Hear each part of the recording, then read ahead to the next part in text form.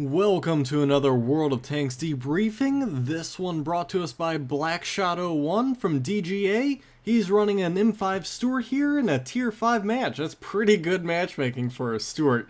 Typically that thing will see anywhere from 7s and 8s on barely ever seeing a tier 5 match. Just one tier above it, so not bad at all. He actually got pretty lucky with this one. He looks like he is kitted out for a scout role, which is pretty good for a M5 Stuart here, for the Americans at least. Don't know too much about the Chinese one. Does have a few gold rounds to help him out, but he's running the derp cannon as any good Stuart should be running. So let's go ahead and see how he fares here. He's in the middle of the pack.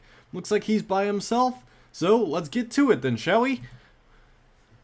Now starting off immediately, as I expand the map there, he's off in the north and is a kind of an M5 or is a scout still. I mean, he's really only has one artillery piece he's supporting, but I mean, you just pretty much got to rush the center. That's all you can really do is go after the center group and see what you can spot. Let everyone know in your team where they're going, and then retreat and work from there. Really, this tank isn't meant to do too much by itself. I mean, yeah, you can peg away at other scouts like this and be a counter scout. But in terms of anything else, it's not really suited too much in this battle. I mean, it can do stuff, but he's doing what he can by spotting. Now, if you were to actually zoom in there, he probably would have hit the target. Firing from the hip is something I never recommend, but they can't really get away from it. He does get lucky there in getting that shot off from the hip, but I mean, ranges in and actually hits that one, but now he has a few things chasing him, and he needs to probably get out of there. He's using the building to put some space in between him and those targets, but he also exposed himself to anything that's out in the field, and I'm surprised nothing was out there to shoot him. He got pretty lucky, but only one shot. I guess that was from the Renault. It isn't too bad. The Stug would have done a heck of a lot more damage, but I think now the Stug's facing the wrong way, so he's able to just actually shoot him in the back without that Stug looking around and going the right direction. And he was actually able to finish him off. That's pretty good for a little Stuart.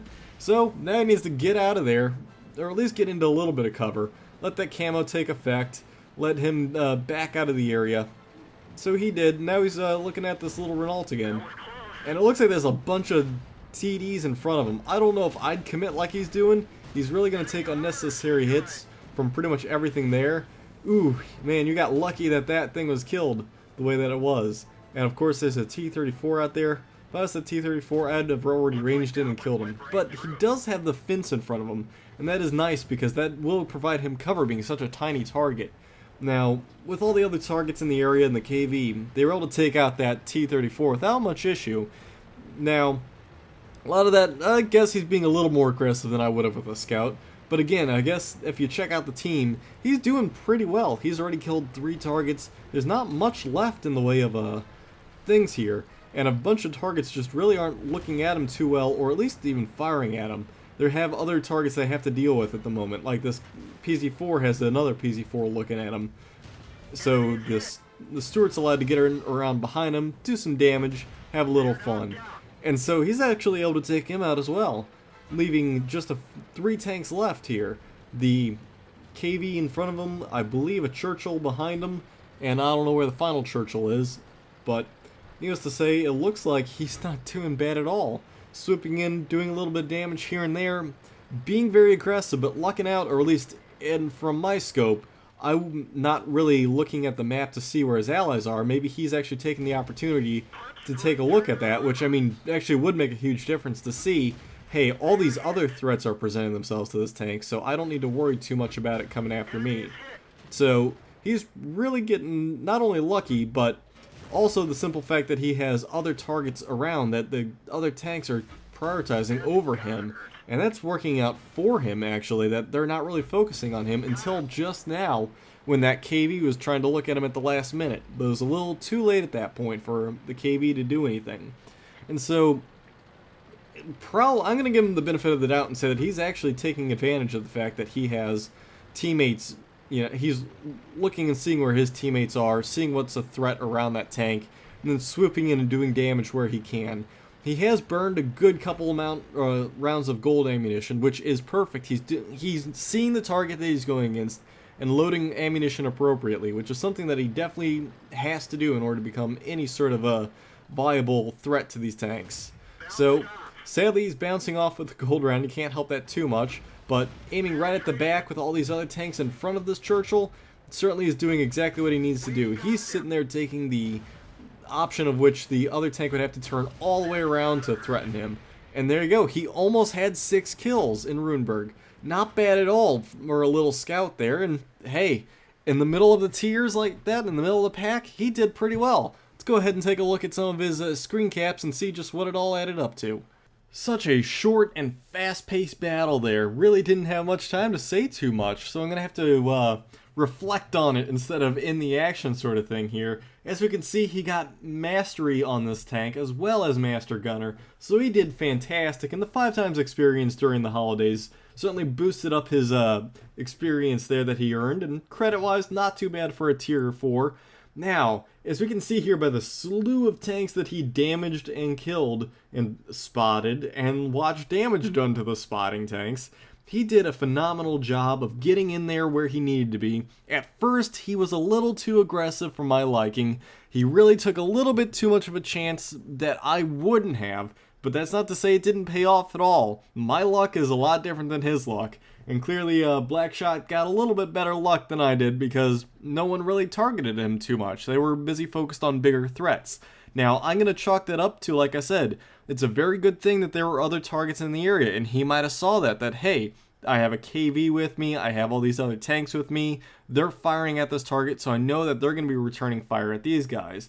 So he could have taken those risks being calculated, knowing that they're not going to fire at him, seeing as he knew that there were bigger threats in the area and the little bit of damage he was doing. He also was able to switch rounds correctly to the correct type of round that he needed to penetrate and do damage to the tanks he was facing.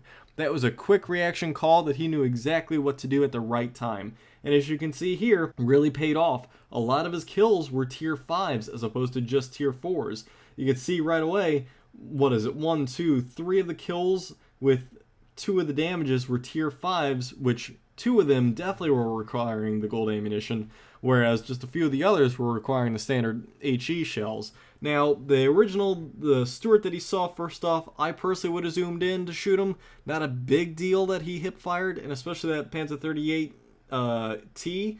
He got lucky with that hip fire. Again, I'd zoom in, but that would have meant I would have missed that first shot. So it worked out in the end, but personally, he took a few risks I wouldn't have, but again, it paid off for him. He had a lot of support in the right areas in the right time, so he probably saw that and benefited from it and was able to take those calculated risks. So looking at the team score, we see he outscored everybody, getting 1,000 points flat, or experience points flat, with 5 kills, and only having 50% damage done. Not too shabby, especially at the matchmaking he got. It was phenomenal matchmaking for that tank. He was able to really take advantage of it.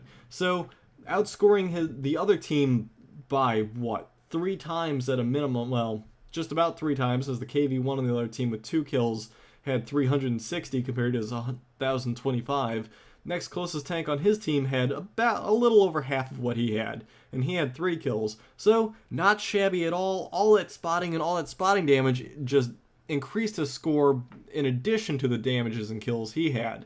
So, taking a look at his detailed report there, we can see that he spotted damage for 400 damage, 405, and did about 1,000 damage on his own, while only receiving 2 hits. So, he fired, 24 hits, hit 17, penetrated 16. Not bad at all, and perfect choice of ammunition, only bouncing that 1 gold round at the very end, which was, of course, a thing that, it happens sometimes.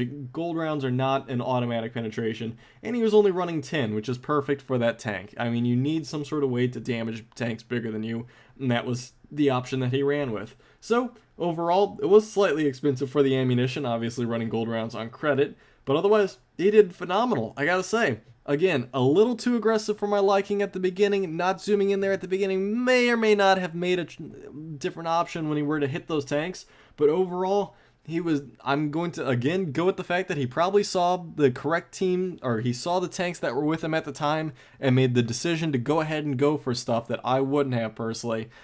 seeing that, hey, I have bigger threats here than just me, so I'm going for this attack. And using that to his advantage, the opponents he was going against certainly had to pick and choose their targets, and they chose the bigger threats, which does make logical sense. So he gambled well, and it paid off for him. So, great replay from BlackShot01 here. Anyone else who wants to send in a replay to me, send it in to darqueling@gmail.com, and I will review it when I can get to it. Alright guys, thanks for tuning in. I'll catch you in the next debriefing.